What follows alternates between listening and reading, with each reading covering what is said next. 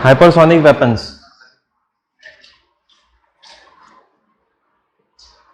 लिखिए wifi calling, wifi calling,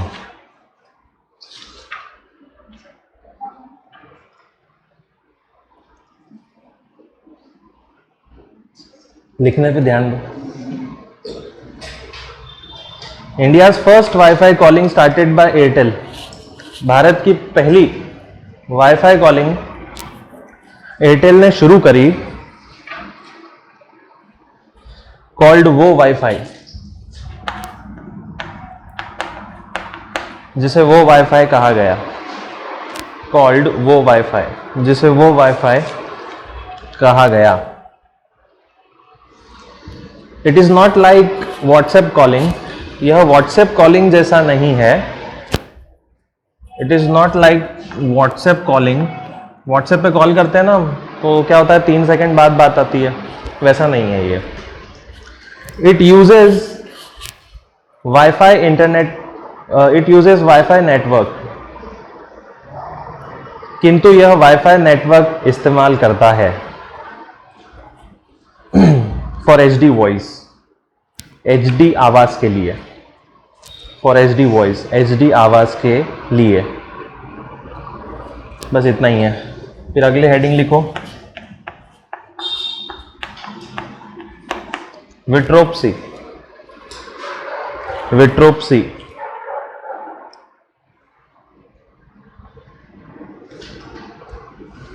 विट्रोप्सी क्या होता है कि एक होती है ऑटोप्सी, सुना है? कोई भी व्यक्ति मर जाता है तो उसको अस्पताल ले जाते हैं क्या करने के लिए? हाँ, तो उसको पोस्टमार्टम की जगह क्या बोला जाता है? ऑटोप्सी। ठीक है, पोस्टमार्टम का दूसरा नाम है या पहला नाम है, सबसे इंपॉर्टेंट नाम होता है। पोस्टमार्टम से ज्यादा जरूरी ये नाम होता है ऑटोप्सी। मृत व्यक्ति को छील छाल के देखना ऑटोप्सी कहलाती है। तो जो एम्स है दिल्ली का और आईसीएमआर है, उन दोनों ने मिलकर विट्रोप्सी बनाया है, जिसमें छील छालने की जरूरत नहीं पड़ेगी, 3D डायमेंशन से ही पता लग जाएगा कि वो व्यक्ति कैसे मरा। कैसे मरा उसके लिए पूरा उसको काट पीटना पड़ता है, तो वो नहीं होगा। लिख लीजिए, हेल्थ मिनिस्ट्री टोल्ड, स्वास्थ्य मंत्रालय ने बताया, that AIIMS Delhi and ICMR are working together, कि एम्स दिल्ली और आईसीएमआर साथ काम कर रहे हैं। AIIMS Delhi and ICMR working together, ICMR साथ काम कर रहे हैं फॉर अ न्यू टेक्निक, एक नई तकनीक के लिए, फॉर पोस्टमार्टम, पोस्टमार्टम हेतु, एक नई तकनीक के लिए, फॉर पोस्टमार्टम, पोस्टमार्टम हेतु, विदाउट डाइसेक्टिंग द बॉडी, बिना शरीर को काटे, विदाउट डाइसेक्टिंग द बॉडी, बिना शरीर को काटे, एंड द टर्म इज विट्रोप्सी, और इसे विट्रोप्सी कहा गया।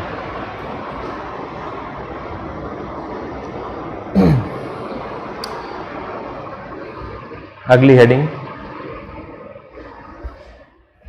Electrokinetic streaming potential, electrokinetic streaming potential, electrokinetic streaming potential. The researchers of IIT Guwahati, IIT Guwahati के वैज्ञानिकों ने, the researchers of IIT Guwahati, IIT Guwahati के वैज्ञानिकों ने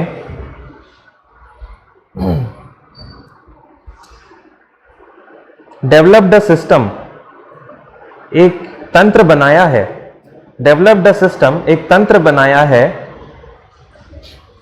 विच कैन प्रोड्यूस एनर्जी, जो ऊर्जा बना सकता है, विच कैन प्रोड्यूस एनर्जी, जो ऊर्जा बना सकता है, from flowing water in household, घरों में बहते पानी से, from flowing water in household, घरों में बहते पानी से, ये क्या है, इस सिस्टम में छत पे टंकी है, नल नीचे है घर में, तो जो वो पाइपलाइन रहेगी उसके अंदर एक सिस्टम लगाया जाएगा जो फ्लो को बिना खराब किए इलेक्ट्रिसिटी जनरेट करेगा। मतलब छोटे छोटे टर्बाइंस लगा दिए जाएंगे तो घर थोड़ी सी बिजली बना सकता है। बहुत छोटा सा एक्सपेरिमेंट है, ज़्यादा इंपॉर्टेंट नहीं है ये। फिर अगली हेडिंग लिखिए, ये हमने पढ़ रखी है स्ट्रैंड हॉग। क्या पढ़ा है स्ट्रैंड हॉग के बारे में?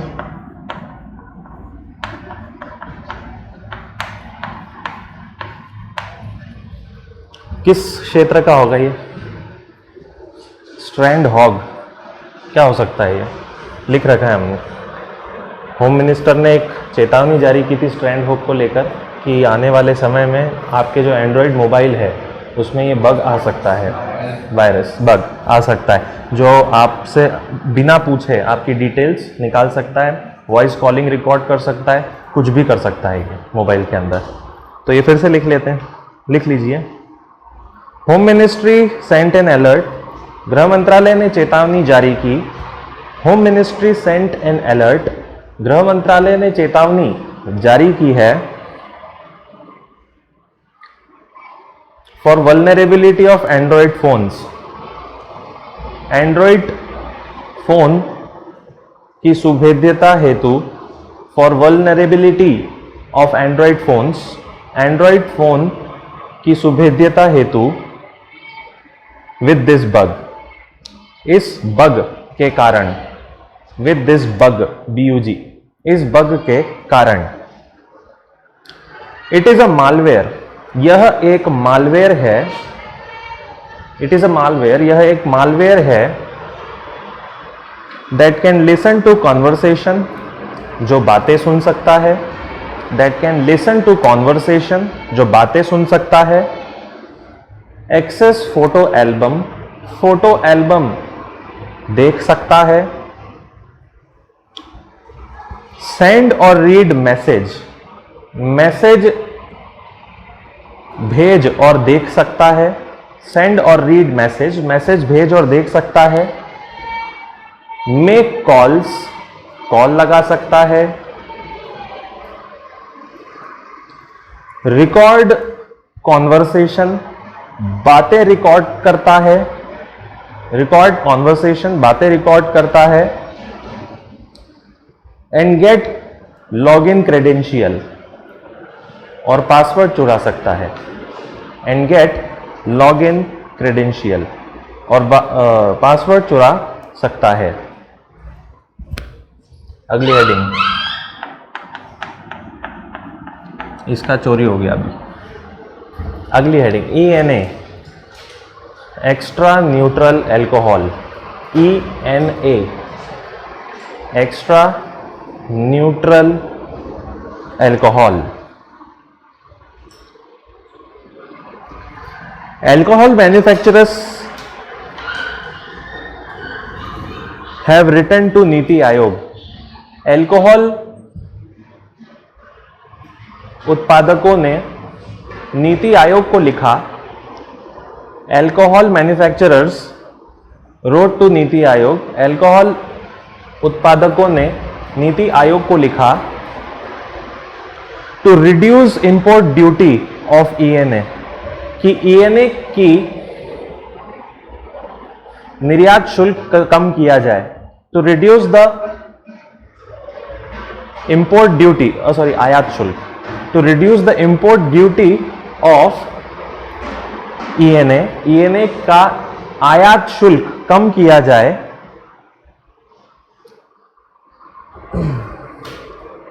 To make it cost effective, ताकि वह सस्ता हो जाए।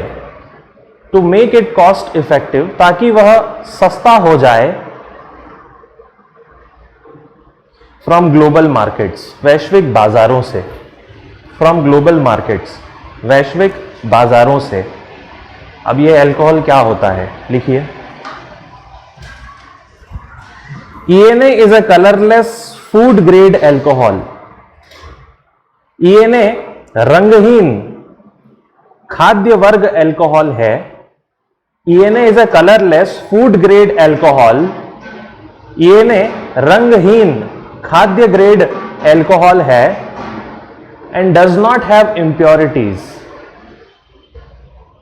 जिसमें इम्प्योरिटी नहीं होती।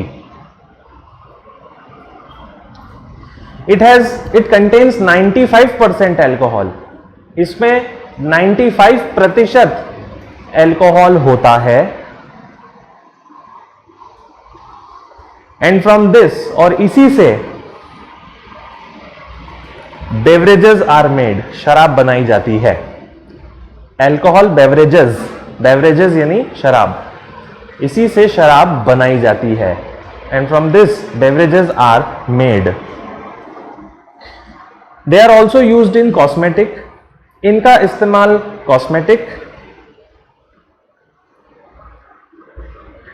एंड परफ्यूम्स, और परफ्यूम में होता है, एंड परफ्यूम्स, और परफ्यूम में होता है। Full stop. Next heading, GSLV Mark 3, GSLV Mark 3, Chandrayaan 2, Chandrayaan 2। फिर से रिवाइज करेंगे और कुछ एक्स्ट्रा डिटेल लिखेंगे जो पहले नहीं लिखी है ना। लिख लीजिए बेसिक चीजें जो आपको पता ही है। पहली चीज तो ये कि विक्रम जो लैंडर था वो कनेक्शन उसका कट गया था और वो सारे नाटक हुए थे, लिख लीजिए। After lost connection from Vikram, Vikram से संपर्क टूटने के बाद, after lost connection from Vikram, Vikram से संपर्क टूटने के बाद, विक्रम क्या था? लैंडर था। प्रज्ञान क्या था? रोवर था। तो प्रज्ञान तो विक्रम के अंदर था, दोनों ही खराब हो गए। बचा क्या? एक ऑर्बिटर जो सिर्फ घूम रहा है। ओनली ऑर्बिटर इज लेफ्ट, केवल ऑर्बिटर बचा है, which will circle moon for 1 year, जो चंद्रमा पर 1 साल तक घूमेगा। Which will circle moon for 1 year, चंद्रमा पर 1 साल घूमेगा। वो सब तो नहीं लिखवाऊं ना, विक्रम, रोवर, ठीक है, प्रज्ञान, ये सब पता है आपको, वो नहीं लिखवा रहा हूं मैं। डेट भी पता है, 22 जुलाई, वो डेट थी 18 जुलाई, 4 दिन आगे शिफ्ट हो गई थी तो 22 जुलाई को लॉन्च हुआ था। ठीक, वो भी हम नहीं लिखेंगे, 22 जुलाई बहुत बार लिख लिया हमने। कहाँ से लॉन्च हुआ था? तो वही सतीश धवन आंध्र प्रदेश स्पेस सेंटर, वहीं से लॉन्च हुआ था। ये जाने कहाँ वाला था वो लिखेंगे, ठीक है। The soft landing was plan between 2 craters, soft landing 2 गड्ढों के बीच कराई जानी थी। The soft landing has to be done between 2 craters, soft landing 2 गड्ढों के बीच कराई जानी थी। दोनों गड्ढों का नाम लिखिए। बिटवीन मेंजियस सी, MANZINUS, बिटवीन मेंजियस सी और एंड सिम्पेलियस एन, और सिम्पेलियस एन के बीच, SIMPELIUS, सिम्पेलियस एन के बीच, SIMPELIUS। ये इंपॉर्टेंट है, इसको अंडरलाइन कर लेना, गड्ढे वगैरह आ जाएं क्या पता, ठीक है। GSLV Mark 3 के बारे में लिख लो। GSLV Mark 3, it is a 3 stage launch vehicle, यह 3 चरण का होता है। इट इज अ 3 स्टेज, यह इसमें 3 चरण होते हैं। 2 सॉलिड, 2 ठोस, 1 core liquid booster, 1 core liquid booster,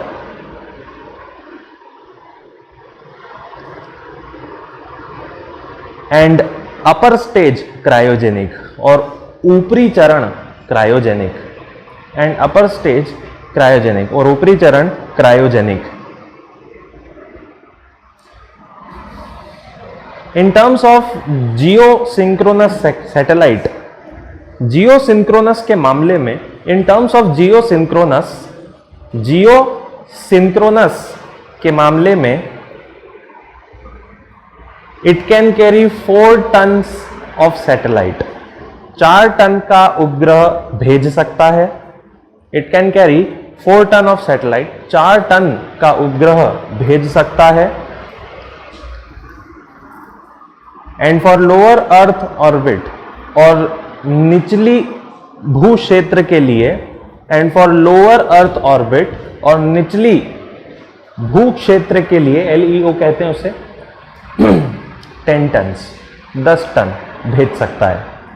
यानी 10 टन के उपग्रह भेज सकता है। यानी कक्षा अगर थोड़ी नीचे है, पृथ्वी के पास है, तो 10 टन का भेज देगा, और कक्षा बहुत ऊपर है तो 4 टन। ये GSLV Mark 3 का पावर होता है। ठीक है, हो गया। Next heading, जियोटेल।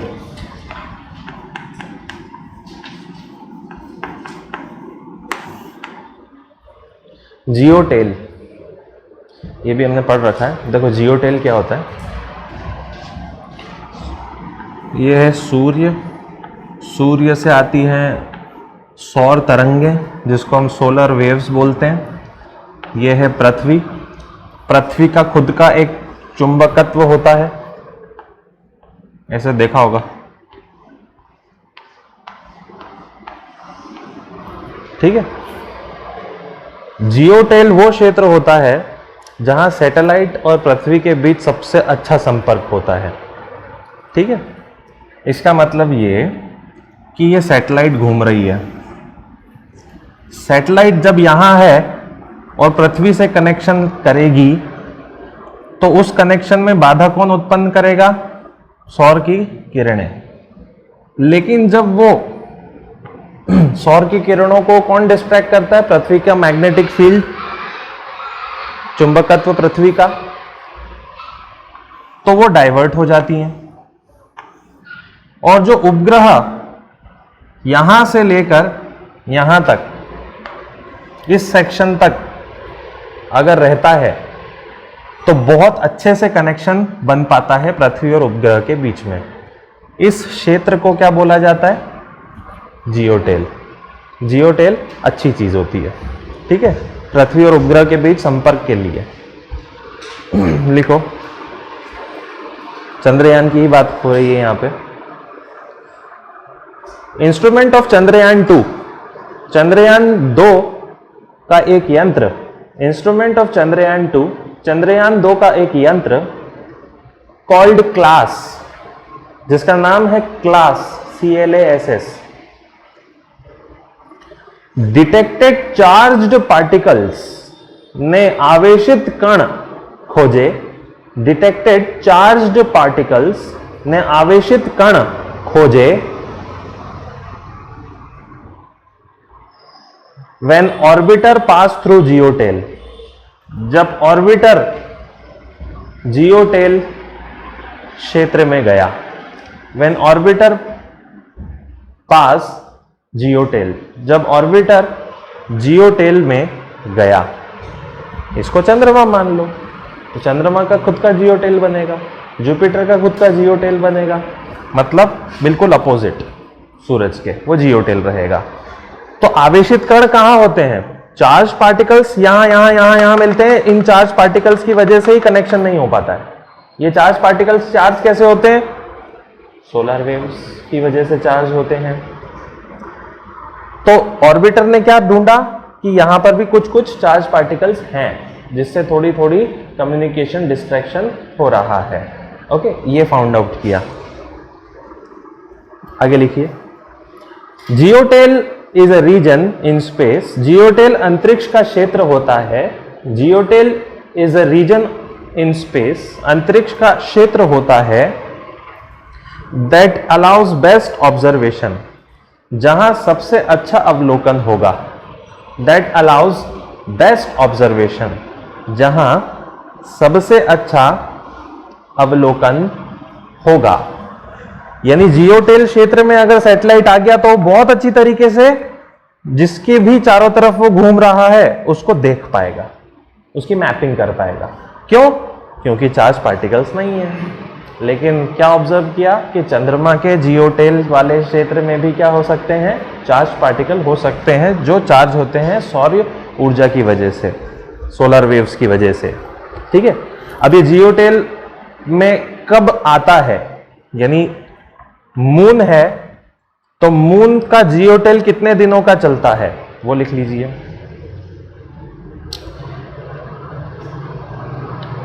Once every 29 days, प्रत्येक 29 दिनों में, वंस एवरी 29 डेज, प्रत्येक 29 दिनों में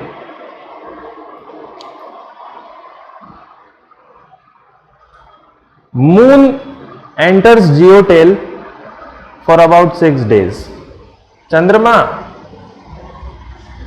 जियोटेल में 6 दिन तक रहता है। Moon enters जियोटेल for 6 days. चंद्रमा जियोटेल में 6 दिन तक रहता है। किसकी जियोटेल में? पृथ्वी की। तो अगर प्रॉपर नक्शा आप अपन बनाएं तो ये हो गया सन, ये हो गया अर्थ और ये हो गया मून। तो ये मून का सर्कल हुआ और ये सन की वेव्स आ रही हैं और पृथ्वी का जो जियोटेल है वो ऐसा बना हुआ है। तो ये चंद्रमा का ये वाला हिस्सा जो रहेगा वो क्या रहेगा? तो अब पृथ्वी के जियोटेल में आ गया है चंद्रमा। अब आप इस चंद्रमा को 6 दिन तक बहुत अच्छे से ऑब्जर्व कर सकते हो क्योंकि ये परेशान नहीं करेगा। ठीक है, चलो अगला एक लाइन और लिख लो। सन एमिट सोलर विंड, सूरज सौर पवन भेजता है। सन एमिट्स सोलर विंड, सूर्य सौर पवन भेजता है ऑफ चार्ज पार्टिकल्स, जो आवेशित कण ही होते हैं। ऑफ चार्ज पार्टिकल्स, जो आवेशित कण ही होते हैं। Full stop. ठीक है, तो चंद्रयान मिशन का ये कुछ डीप जीके है जो ध्यान में रखना है आपको। अगली हेडिंग, इंडिया इनोवेशन इंडेक्स, भारतीय नवाचार सूचकांक। इंडिया इनोवेशन इंडेक्स, भारतीय नवाचार सूचकांक 2019।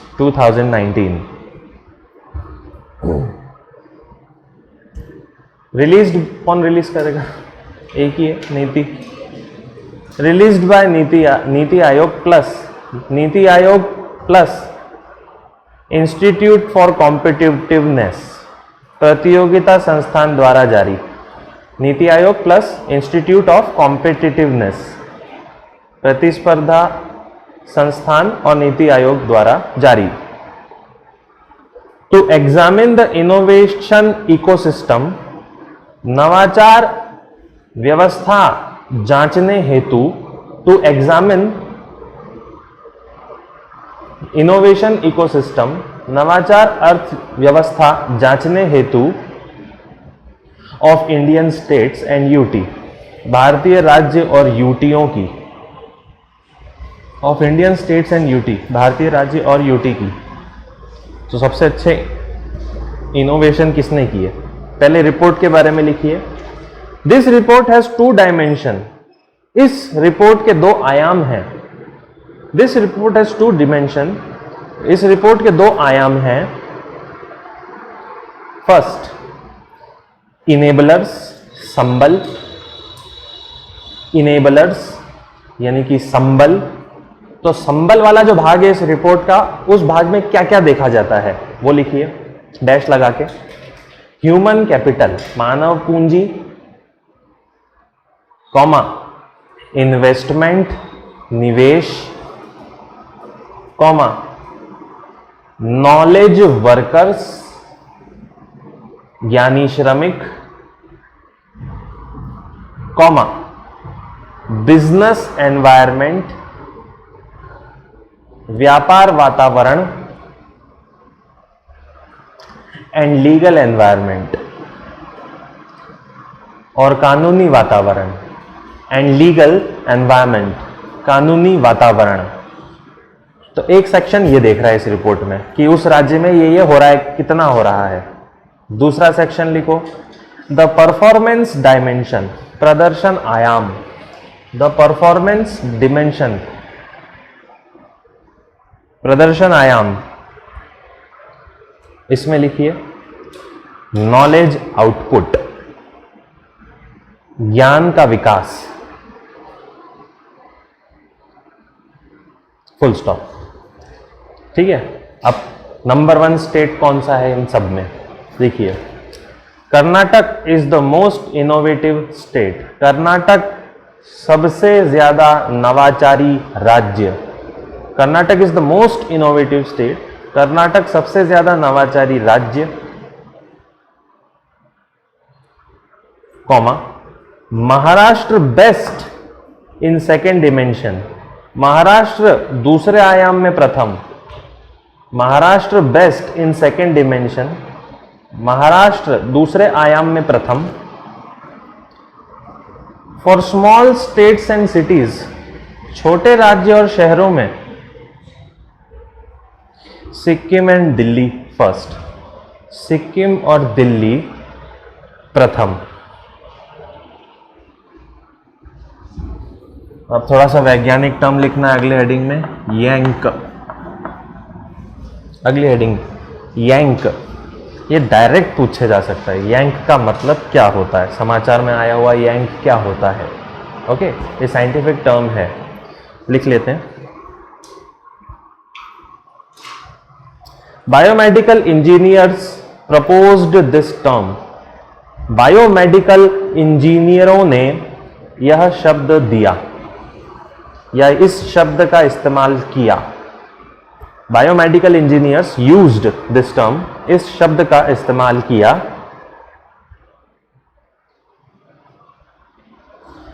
अब मतलब लिखो इसका। It is a term for changes in force over time. यह समय के साथ बल में बदलाव को कहा जाता है। It is a term for changes in force over time. यह समय के साथ बल में बदलाव को कहा जाता है। समय के साथ फोर्स क्या हो रहा है? बदलता जा रहा है, तो उस पूरे सिस्टम को क्या नाम दे दिया? यंक बोल दिया। So scientist can study muscle behaviour better, ताकि वैज्ञानिक मांसपेशियों का व्यवहार का अध्ययन कर सकें। So that scientist study muscle behaviour better, ताकि वैज्ञानिक मांसपेशियों के व्यवहार का अध्ययन कर सकें। It could be useful in study of spinal cord injury and stroke. यह हृदय घात और रीढ़ की हड्डी से जुड़ी समस्या के लिए उपयोगी है। It could be useful to study spinal cord injury and heart stroke. हृदय घात, स्ट्रोक बोलते हैं ना वो, दिल का दौरा। For stroke and spinal cord injury, एवं रीढ़ की हड्डी की समस्या के लिए महत्वपूर्ण होगा। 2 चीजों के लिए इंपॉर्टेंट होगा। फिर नेक्स्ट हेडिंग, फिर से आ गया ये, इसके भी चांसेस बनते हैं, बार बार आ रहा है ये, क्वांटम सुप्रीमेसी। और वो क्वेश्चन आपके सामने आया था, हमने बोला था बाद में पढ़ेंगे, साइकोमोर। साइकोमोर शब्द किससे जुड़ा है? तो आपने सही कर दिया था, क्वांटम सुप्रीमेसी ही किया था। ठीक है, वो सुंदर पिचाई का फोटो मैंने आपको दिखाया था, वो साइड में एक मशीन थी, वही। और फिर वो बाकी बातें आपको पता है। सिंपल कंप्यूटर 0 या 1 पे चलेगा एक बार में, या तो 1 पे चलेगा या 0 पे। क्वांटम कंप्यूटिंग क्या चलेगी? क्यूबिट्स पे चलेगी, और वो 1 और 0 दोनों पे साथ में काम करती है बाइनरी नंबर सिस्टम में। तो सब लिख रखा है, आप तो केवल एक लाइन लिख दो अब इसमें। Google has claim quantum supremacy. Google ने क्वांटम सुप्रीमेसी बनाने का दावा किया है।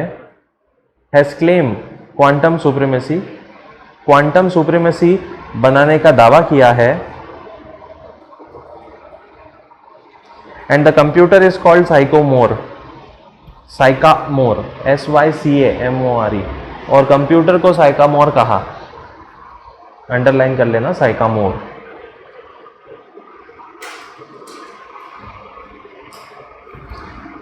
Full stop. At least 49 qubits are required 49 qubit जरूरी होते हैं, at least 49 qubits are required, 49 qubit जरूरी होते हैं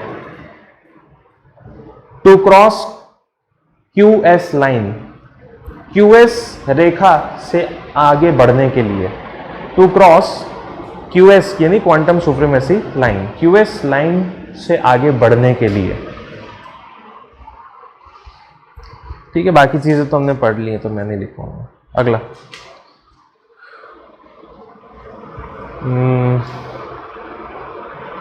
2I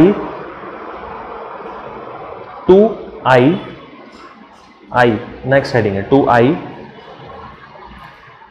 dash BORISOV, Borisov. 2I Borisov क्या है ये, लिखिए। अकॉर्डिंग टू IAU के अनुसार, IAU क्या होगा, अंतरिक्ष की बात करेंगे तो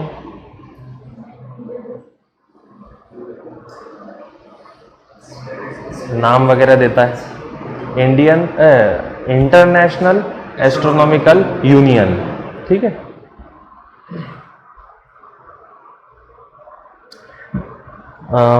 इसमें आप ऐसा लिखो, अकॉर्डिंग टू IAU के अनुसार Borisov is the second Interstellar object. Borisov दूसरा अंतर्ग्रहीय चट्टान है, is the second Interstellar object, दूसरा अंतर्ग्रहीय चट्टान है, detected in our solar system, जो हमारे सौर मंडल में खोजा गया।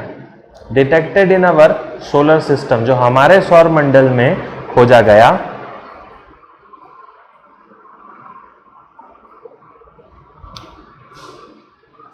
Full stop. It is a comet, यह एक कॉमेट है। कॉमेट यानी टूटता तारा। ठीक है, खत्म नहीं होता है, वो घूमता रहता है और समय के साथ एक बार कहीं बार पृथ्वी पे दिखता भी है पास से निकलते हुए। बस इतना। एरिया लिख लो भले, साइज का पता लग जाएगा। It is 2 to 16 kilometre wide, या 2 से 16 किलोमीटर की चट्टान है। 2 to 16 किलोमीटर मीटियोर, 2 से 16 किलोमीटर की चट्टान है। Full stop. अगला system, India's first indigenous fuel cell system, Bharat का पहला देशज ईंधन सेल व्यवस्था। India's first indigenous fuel cell system, Bharat का पहला देशज ईंधन सेल व्यवस्था। प्रेसिडेंट इनॉग्रेटेड इट इन विज्ञान भवन दिल्ली, राष्ट्रपति ने उद्घाटन विज्ञान भवन दिल्ली में किया। प्रेसिडेंट इनॉग्रेटेड इट इन विज्ञान भवन दिल्ली, राष्ट्रपति ने उद्घाटन विज्ञान भवन दिल्ली में किया। This system will replace diesel generating sets, यह व्यवस्था डीजल जनरेटर को प्रतिस्थापित करेगी। This system will replace diesel generators, यह व्यवस्था डीजल जनरेटर को प्रतिस्थापित करेगी। क्यों? ताकि पॉल्यूशन कम हो और हमको ज्यादा कच्चे तेल पे निर्भर ना होना पड़े। To reduce dependency on crude oil, कच्चे तेल पर निर्भरता कम करेगा। To reduce dependency on crude oil, कच्चे तेल पर निर्भरता कम करेगा। किसने डेवलप किया होगा? भारत की सरकार की सबसे बड़ी संस्था जो नए नए आविष्कार करती है।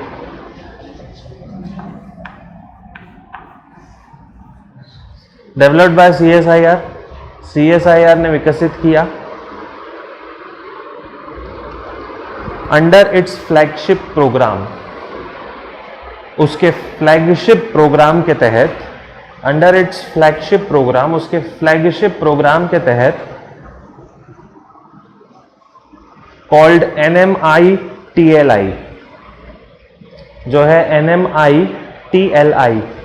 तो CSIR का एक बहुत बड़ा प्रोजेक्ट चल रहा है, ये फुल फॉर्म लिख लो इंग्लिश में, new millennium Indian technology, new millennium Indian technology leadership initiative, leadership initiative. और इसको अंडरलाइन कर लेना, डायरेक्ट क्वेश्चन यहां से भी पकड़ा जा सकता है कि ये जो पूरा प्रोग्राम है, फ्लैगशिप प्रोग्राम, वो किसका है। तो आपको याद रखना है CSIR का है, या CSIR को क्वेश्चन में रख दें और बहुत सारे अलग अलग फ्लैगशिप प्रोग्राम का नाम लिख दें, तो ये वाला इसके नीचे रहेगा। क्या होता है इसमें, इस मशीन में लिखिए,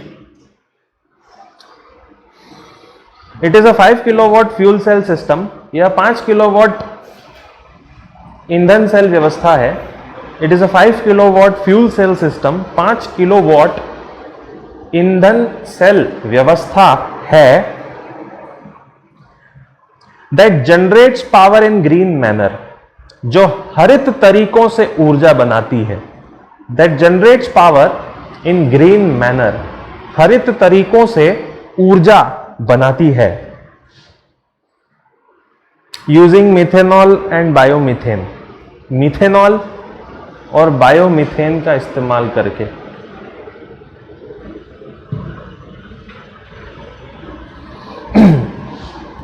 तो मिथेनॉल और बायोमीथेन अगर जलाया जाएगा तो क्या बनेगा उससे, कार्बन डाइऑक्साइड नहीं बनेगा, जल, पानी।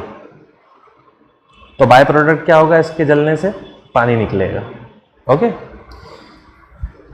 Water will be by product, एवं जल का निर्माण होगा या जल बनेगा। अब ये जो फ्यूल सेल है भारत का, जो विज्ञान भवन में जिसको उद्घाटन किया, जिसको CSIR ने बनाया अपने एक बहुत बड़े प्रोजेक्ट के तहत, ये कौन सी टेक्नोलॉजी पे चलता है। It runs on HTPEM technology, यह HTPEM तकनीक पर चलता है। HTPEM टेक्नोलॉजी, HTPEM तकनीक पर चलता है। फुल फॉर्म लिख लो इसका भी, high temperature proton exchange membrane, high temperature proton exchange membrane. अब ये तकनीक क्या होती है हमें उसको पढ़ने की कोई ज़रूरत नहीं है, सिलेबस का हिस्सा है ही नहीं है, बहुत ज़्यादा डिटेल्ड है ये, ठीक है। चलिए अगली हेडिंग, जेमिनी, JEMINI, शायद राशियों का भी नाम होता है एक, जेमिनी। क्या बोलते हैं जेमिनी को हिंदी में, कन्या नहीं, जुड़वा होता है ना कुछ, एक ऐसी राशि होती है जिसमें 2 भाई दिखते हैं, वो होती है जेमिनी। एक तो तराजू वाला होता है तुला, कितनी राशियां होती है, 12 के नाम याद है? क्या वो सिंह भैंस ये वो मकर, तुला, वृश्चिक, कन्या और वृषभ। तो जेमिनी कन्या होती है शायद, कैप्रिकॉन तो मकर होती है।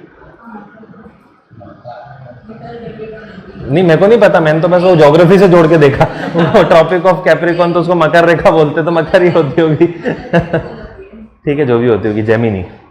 वो एक जुड़वा होते हैं यार, ऐसा रहता ना। लिखो, ministry of earth science launched Gemini device, पृथ्वी विज्ञान मंत्रालय ने जेमिनी यंत्र लॉन्च किया। पृथ्वी विज्ञान मंत्रालय, earth science ministry launched Gemini device. Full form लिखिए जेमिनी का,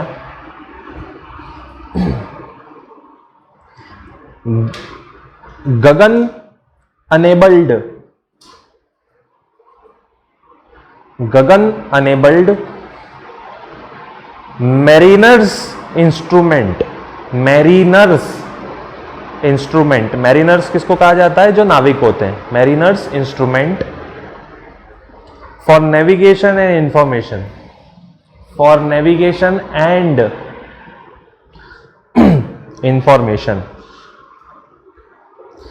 देखो जेमिनी इतना ज़रूरी है कि कोई भी नाविक अपने तट से दूर चला जाता है, कितनी दूर, 10-12 किलोमीटर दूर, तो वहाँ पर नेटवर्क वगैरह सब हो जाता है गायब, समुद्र में आ गए हो आप तो कुछ नहीं मिलेगा। अब ऐसी स्थिति में मान लो इस क्षेत्र में आया भूकंप और लहरें आने वाली अब सुनामी की, और वो नाविक मस्ती से मछली पकड़ रहा, उसको कोई फर्क ही नहीं पड़ रहा उस चीज़ से। तो जेमिनी डिवाइस से क्या पता चलेगा, उस मछुआरे को या उस नाविक को पता चलेगा कि डिजास्टर होने वाला है और तुरंत तट पर पहुंचो। तो ये किसके लिए बना है जेमिनी, नाविकों के लिए, फिशरमैन के लिए बना है। प्लस इनके लिए और भी बना है, वो एक कार्ड बी सीड्स तो पढ़ ही रखा हमने, लिख लो। It will help to provide information to fisherman, यह मछुआरों को जानकारी देगा। It will provide information to fisherman, यह मछुआरों को जानकारी देगा रिलेटेड टू डिजास्टर वार्निंग, आपदा हेतु, रिलेटेड टू डिजास्टर वार्निंग, आपदा हेतु, if they go beyond 10 to 12 kilometre, यदि वे 10 से 12 किलोमीटर दूर चले जाते हैं। If they go beyond 10 to 12 kilometre, 10 से 12 किलोमीटर दूर चले जाते हैं।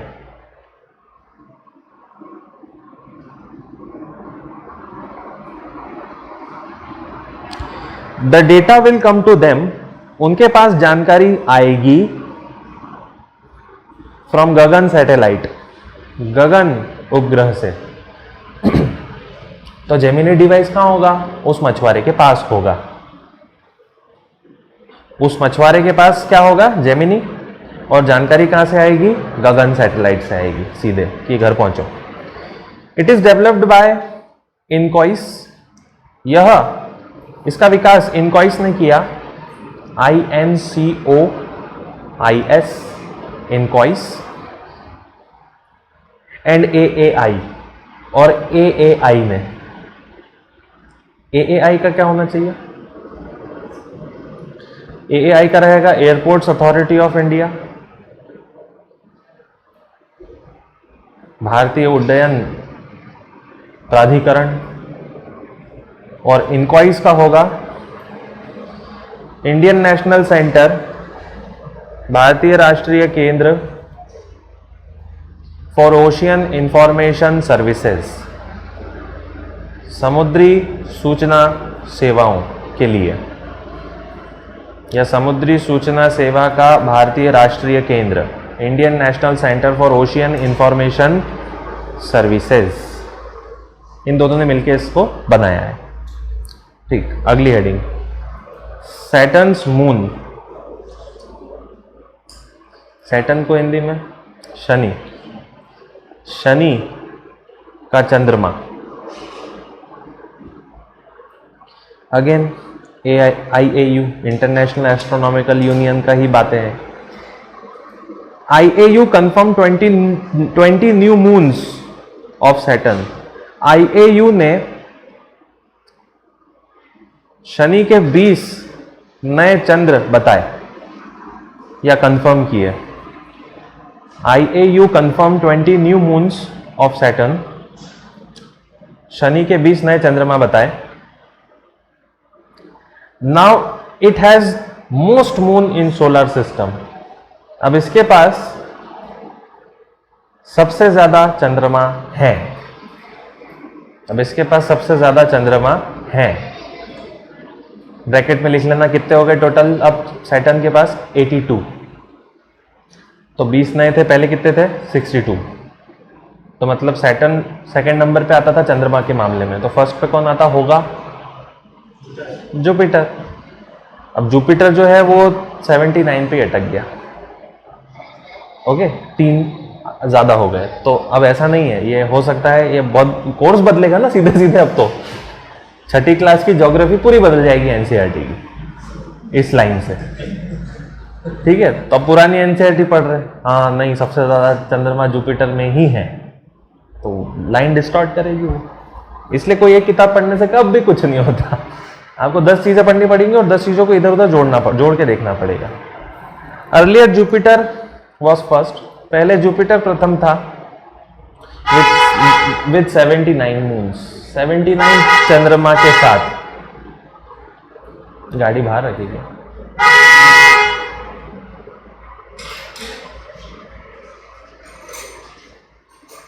जाओ अंदर रख दिया करो ना, अंदर कोई प्रॉब्लम नहीं।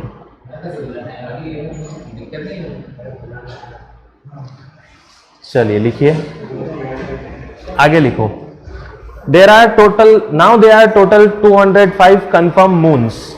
अब कुल मिला के 205 चंद्रमा है, मतलब हमारे सोलर सिस्टम में अब कितने हो गए? 205। Now there are 205 confirm moons. अब सौरमंडल में 205 चंद्रमा हो गए। तो कैलकुलेट कर लेते हैं। 82 और 79 तो अकेले ही ये दोनों ले गए, है ना? मतलब 80% तो कौन ले गया? ये दोनों ले गए। अब कितने बचते हैं? थोड़े से ही बचते हैं। तो अब लिखो 80% are with Saturn and Jupiter, 80% बृहस्पति और शनि के पास है। 162 क्या? अच्छा 161 कॉमा यूरेनस हैज 27। यूरेनस के पास चंद्रमा 27 है। चंद्रमा की लिस्ट लिख लो, लिखो लिखो। अभी कहां तक लिखा था? 79 लिखा था जुपिटर में, ठीक है। उसके बाद लिख लो यूरेनस 27। फिर अगला लिखो नेपच्यून 14, नेपच्यून 14, पृथ्वी 1, मार्स के कितने हैं? 2, मंगल 2, मंगल के 2 चंद्रमा होते हैं।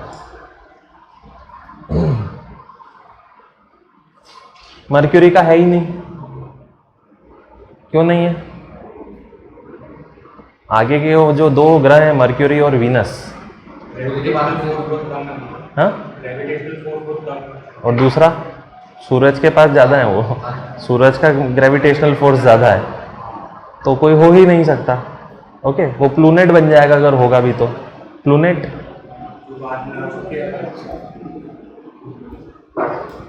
चलो अगले पे आ जाओ। माइनर प्लैनेट, सूक्ष्म ग्रह। अगली हेडिंग माइनर प्लैनेट, सूक्ष्म ग्रह। एन एस्ट्रॉइड, एक उल्का पिंड कॉल्ड 300128, जिसका नाम 300128 था, is now named Pandit Jasraj.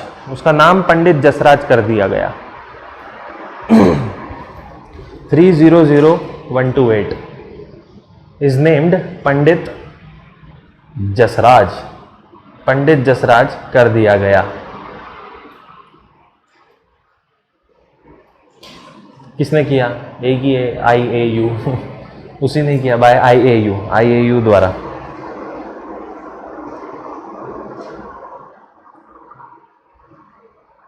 ठीक है। एक और माइनर प्लैनेट है जिसका नाम रविन्द्रनाथ टैगोर भी है, घूम रहा है वो सौरमंडल के। तो ये सब हैं इनके नाम पे। ये वो थे, सिंगर थे, क्लासिकल म्यूजिक, शास्त्रीय संगीत भारत के सबसे बड़े, 1920 के समय में थे। लिख लो उनके बारे में, Pandit Jasraj. He was a classical vocalist, शास्त्रीय संगीतज्ञ थे। क्लासिकल वोकलिस्ट, शास्त्रीय संगीतज्ञ थे। वो घराने होते हैं ना अलग अलग, ऑफ मेवाती घराना, मेवाती घराने के।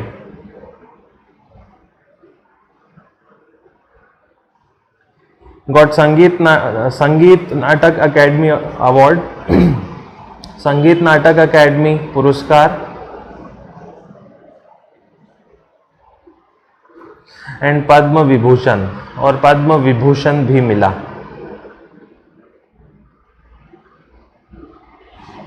ही क्रिएटेड जसरंगी, उन्होंने जसरंगी बनाया, JASRANGI, उन्होंने जसरंगी बनाया। इट वॉज अ जुगलबंदी स्टाइल, जो एक जुगलबंदी कला है।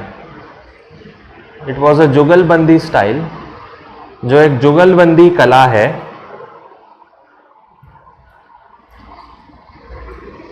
इन विच मेल एंड फीमेल सिंग राग एट द सेम टाइम, जिसमें पुरुष और महिला राग गाते हैं एक ही समय पर। इन विच मेल एंड फीमेल सिंग्स राग इन द सेम टाइम, महिला और पुरुष राग गाते हैं एक ही समय पर। जसराज जी का जन्म हुआ था 1930 में, 1930, 1930 में।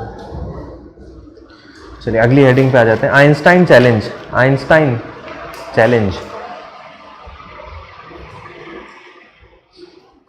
आइंस्टाइन चैलेंज क्या है?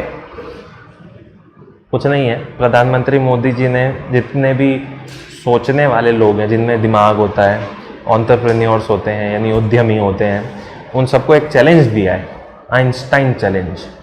जिस चैलेंज का मतलब ये है कि गांधी जी की सोच के अनुसार आप नई तकनीकें बनाएं। उस चैलेंज को क्या बोल दिया? Einstein challenge. बस तो लिख लो, PM Modi started this challenge. PM Modi ने यह चुनौती दी for entrepreneurs and tech leaders, उद्यमी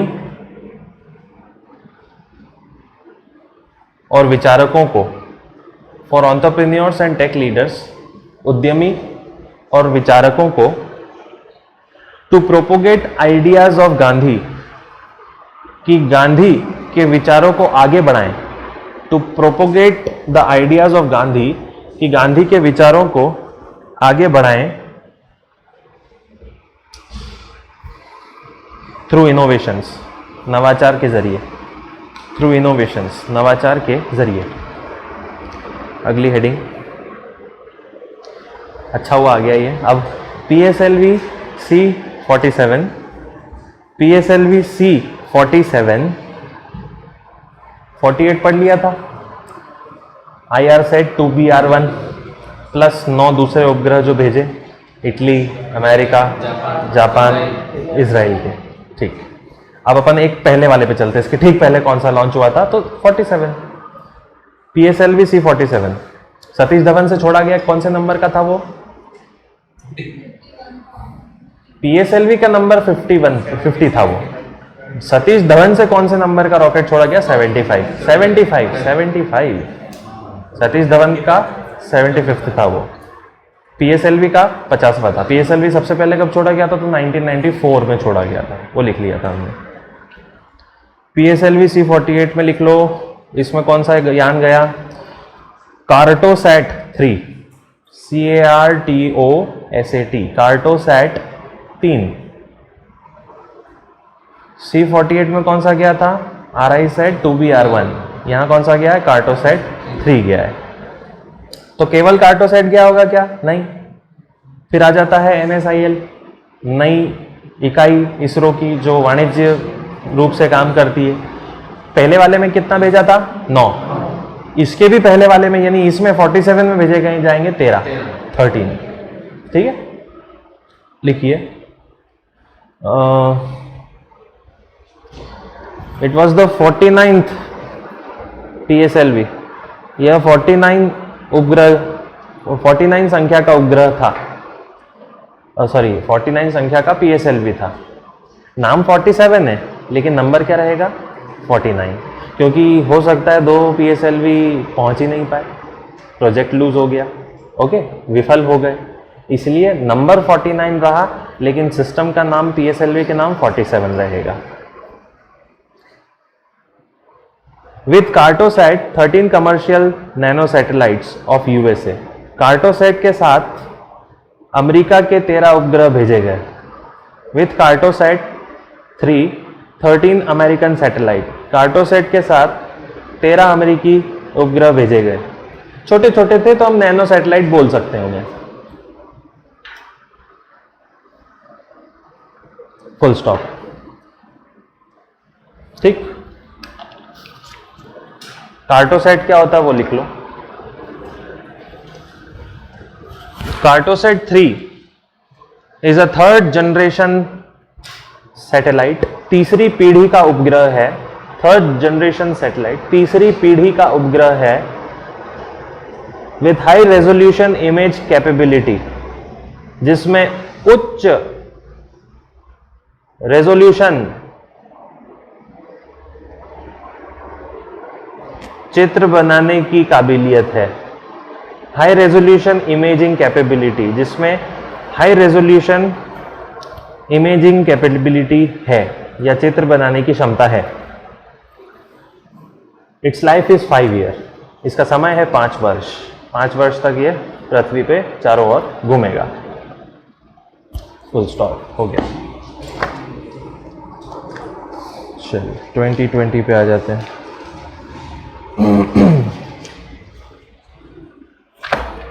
ये भी बस होने ही वाला है।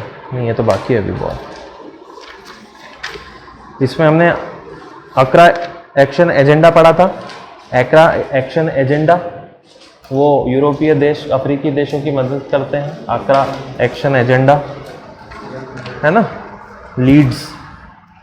फिर समुद्री कचरे की बात की थी, सीमेंट प्रदूषण, ये भी पढ़ लिया था ना।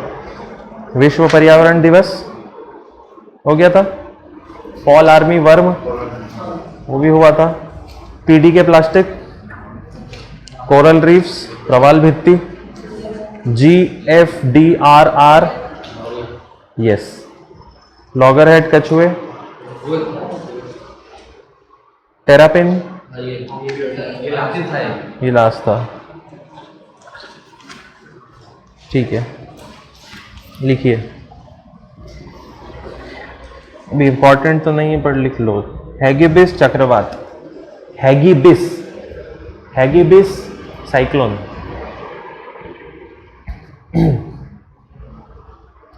ब्रैकेट में लिखना टाइफून।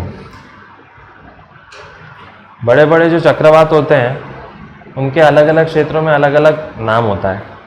भारत में हम चक्रवात बोलते हैं, चीन और जापान में टाइफून बोलते हैं, और अगर ये पहुंच जाए अमेरिका में तो उसको बोला जाएगा हरिकेन।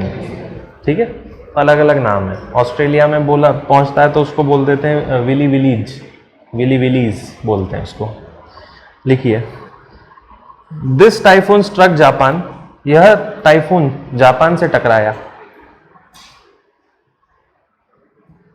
और आपको पता है ना, ये सब नाम वो देश देते हैं, कुछ चुने हुए देश जहाँ पे सबसे ज़्यादा टाइफून आते हैं, जहाँ चक्रवात आते हैं, वही देश नाम देते हैं। तो ये नाम का किसने दिया होगा, तो ये नाम लिख लेना, Philippines. Name given by Philippines, नाम फिलीपींस ने दिया। भारत के भी पढ़ेंगे, 2-3 चक्रवात जो आए थे उनके भी नाम पढ़ने होंगे हमें। Full stop. अमेरिका में टॉर्नेडो कहा जाता है। In America they are called hurricane और टॉर्नेडो। अमेरिका में हरिकेन या टॉर्नेडो कहा जाता है। चीन और जापान में typhoon. In China and Japan they are typhoon. India चक्रवात, भारत में चक्रवात। In Australia willy willies, Australia में विली विलीज। अगली heading, species of penguin, penguin की प्रजाति। स्पीशीज ऑफ पेंगुइन, पेंगुइन की प्रजाति। उत्तरी ध्रुव में रहते हैं या दक्षिणी ध्रुव में? नॉर्थ पोल या साउथ पोल? उल्टा बोल दिया आपने। नॉर्थ पोल में पोलर बियर रहेंगे, ध्रुवीय भालू, और दक्षिणी ध्रुव में, साउथ पोल में पेंगुइन रहते हैं। एक साथ नहीं रहते दोनों, ध्यान रखना। लिखो, due to the shrinking of Antarctic ice, Antarctic बर्फ के सिकुड़ने के कारण, due to shrinking of Antarctic ice, Antarctic बर्फ के सिकुड़ने के कारण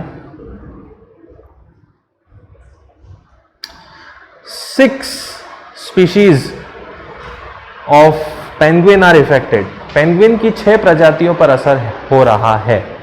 6 species of penguin are affected. Penguin की 6 प्रजातियों पर असर हो रहा है। 6 प्रजातियों के नाम लिख लो। एडिलेज, चिन स्ट्रैप, सबसे बड़े और सबसे विशालकाय पेंगुइन होते हैं एम्परर, गेंटोस, मैकेरोनिस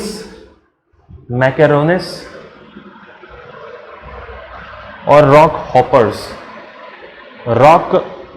हॉपर्स।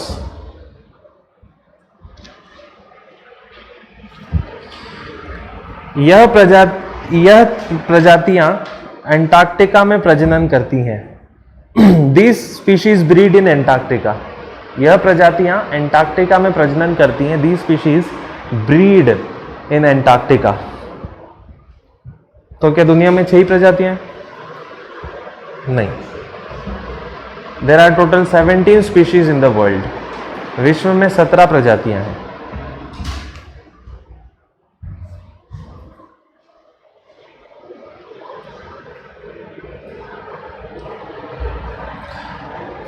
Full stop. इसमें जो एम्परर वाला पेंगुइन है उसके बारे में लिखो। एम्परर पेंगुइन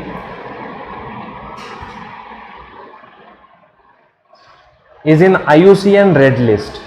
IUCN की लाल सूची में है। संकटग्रस्त, नियर थ्रेटेंड, संकटग्रस्त। लाल सूची में उसकी ग्रेडिंग है नियर थ्रेटेंड, संकटग्रस्त, कम हो गए बहुत ज़्यादा। और ऊपर से ब्रीडिंग नहीं हो पा रही क्योंकि उनका एरिया कम होता जा रहा है, बर्फ पिघल रही है अंटार्कटिका की, इसलिए। Next heading, poison fire coral. Poison fire coral, poison fire coral, CORAL। इसमें लिखो, it is the world's most poisonous fungus. यह विश्व का सबसे जहरीला कवक है। It is the world's poisonous fungus. यह विश्व का सबसे जहरीला कवक है। And found in Japan and Korea. Japan और कोरिया में मिलता है। तो न्यूज क्या बन गई इसकी, ये वहां मिलता है, ये मिल गया ऑस्ट्रेलिया में। ठीक है, they are recently found in Australia also. हाल ही में ऑस्ट्रेलिया में भी मिला।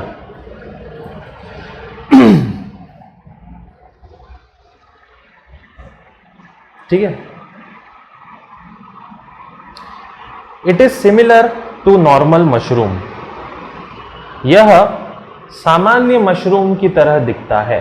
मशरूम क्या होता है? फंगस ही तो होती है, कवक बोलते हैं। खाते भी है मशरूम्स को, फंगस को खाया भी जाता है।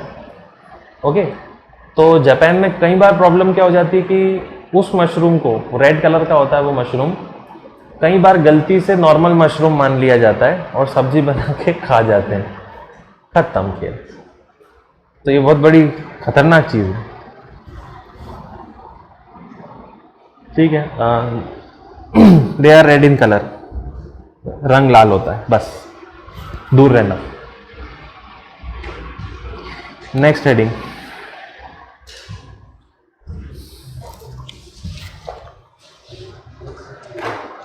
ठीक है, हो गया। 2 ही बड़ी हेडिंग थी, बाकी का तो कल ही पढ़ेंगे। चलो अब आते हैं अटल बीमित व्यक्ति योजना लिखी थी हमने कल, अब लिख लीजिए स्वजल योजना। सरकारी योजनाओं में स्वजल योजना। मंत्रालय कौन सा? पेयजल एवं स्वच्छता मंत्रालय। हाँ वही जल शक्ति। पेयजल एवं स्वच्छता मंत्रालय। 117 आकांक्षीय जिलों में 117 एस्पिरेशनल डिस्ट्रिक्ट। हमारे बजट की थीम भी यही है, aspirational India, aspirational district. Funding लिख लो, 45% सेंट्रल केंद्र, 45 स्टेट राज्य, 10% पंचायत, 10% ग्राम पंचायत, 45 45 10। फिर लिखो उत्तर पूर्वी और हिमालय राज्य।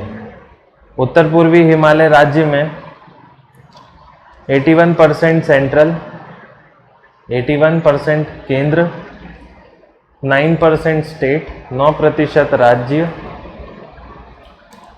10% ग्राम पंचायत, 10% विलेज पंचायत। अब ये क्या है, ये लिख लो। Water supply from solar pipes.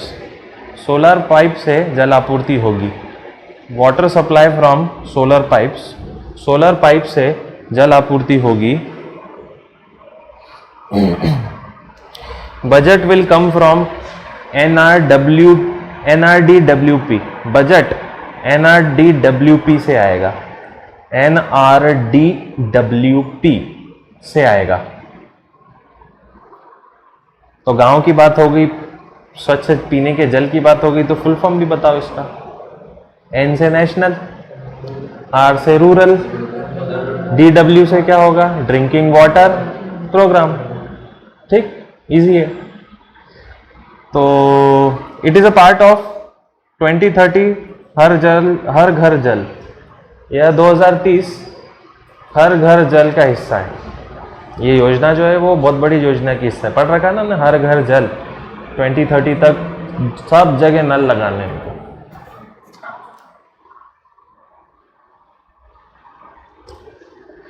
फिर अगला लिख लो, अगला योजना national wind solar hybrid policy. राष्ट्रीय पवन सौर्य हाइब्रिड नीति, सौर हाइब्रिड नीति, राष्ट्रीय पवन सौर हाइब्रिड नीति, national wind solar hybrid policy. मंत्रालय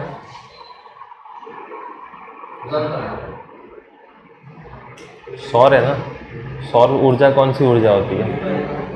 रिन्यूएबल, नव एवं नवीकरणीय ऊर्जा मंत्रालय, new and renewable sources ministry. लक्ष्य लिख लो इसका, to generate 175 gigawatt by solar power. 175 gigawatt बनाना सोलर पावर या सौर ऊर्जा से बाय 2022, 2022 तक। इसको बढ़ाया भी है क्या? ये तो शुरू में बोलना था कि 175 गीगावाट चाहिए, अब कितना बोल दिया इन्होंने? 400, 350। ठीक है, 350। फिर अगला लिखो, ये मैंने पढ़ा रखा है आपको पहले से, ये चीज़ पढ़ा रखी है कि वो हर खेतों में सोलर, हाँ ग्रिड हर खेतों में नहीं लगेंगे, हर खेतों में सोलर पैनल लगेंगे और फिर वो वायर में AC/DC जाके कहाँ जोड़ेंगी? ग्रिड में जोड़ेंगी। और उसी ग्रिड में केवल सोलर पावर नहीं जुड़ेगी, जो पवन चक्कियाँ लगती हैं उसकी भी पावर भी जुड़ेगी। और उन सब पावर से वापस पावर कहाँ आएगी? खेतों में आएगी, पंप चलाने के लिए। ये वो बहुत लंबी चौड़ी प्रोग्राम है, हमने लिख रखा है, आप लिख लेना इसमें। हाँ बेच भी सकते हैं वो, किसको? डिस्कॉम को। डिस्कॉम यानी डिस्ट्रीब्यूशन कंपनियों को, ठीक है, वितरण कंपनियों को, सही वो है ये। लिख लो आप अपने हिसाब से, मैंने बता दिया, वो चाहो तो लिख लो, शॉर्ट फॉर्म लिख लो, या एक वो पैराग्राफ बना लो ऐसा कि फार्म एरो पहले लिख लो सोलर पैनल इन फार्म, सौर पैनल खेतों में। फिर एरो बना के लिखो टू ग्रिड, ग्रिड की ओर जाएंगे। फिर वापस लिख लो टू फार्म फॉर पंप, वापस खेत पंप हेतु, टू फार्म फॉर पंप, वापस खेत में पंप चलाने हेतु। चलिए इंटरनेशनल ऑर्गेनाइजेशन में नेक्स्ट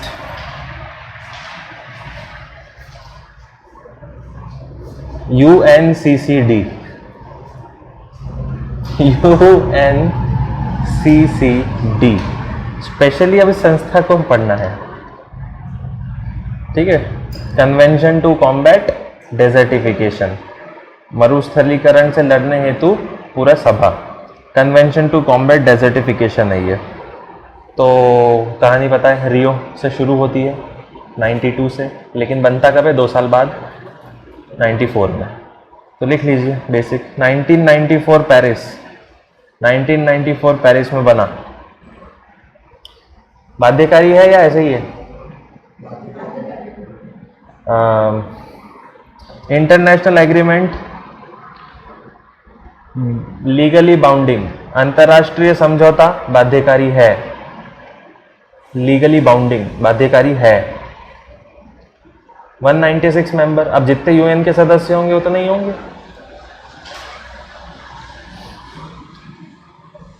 फॉर ड्राई एरिया, शुष्क क्षेत्रों के लिए, फॉर ड्राई एरिया शुष्क क्षेत्रों के लिए। It has a strategic framework, इसका एक रणनीतिक ढांचा है। It has a strategic framework, इसका एक रणनीतिक ढांचा है।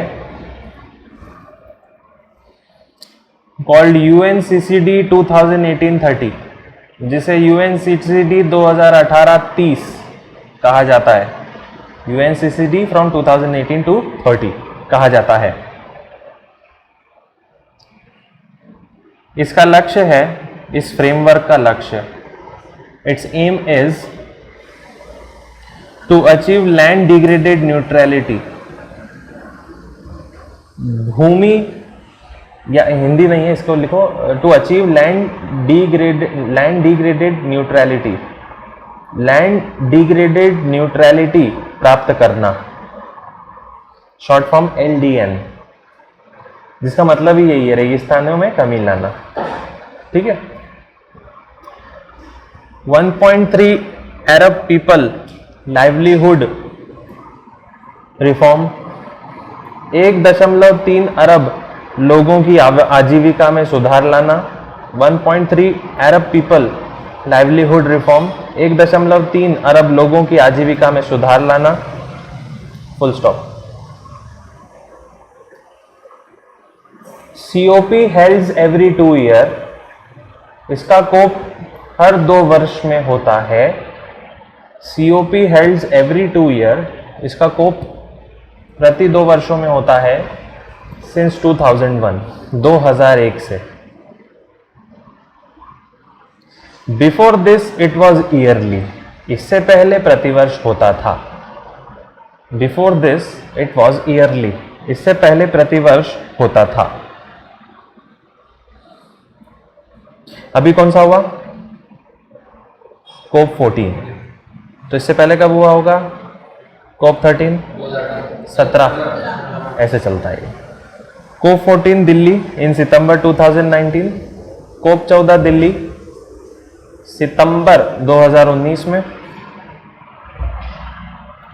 कोप 13 इन चाइना 2017, कोप 13 हुआ चीन में 17 में,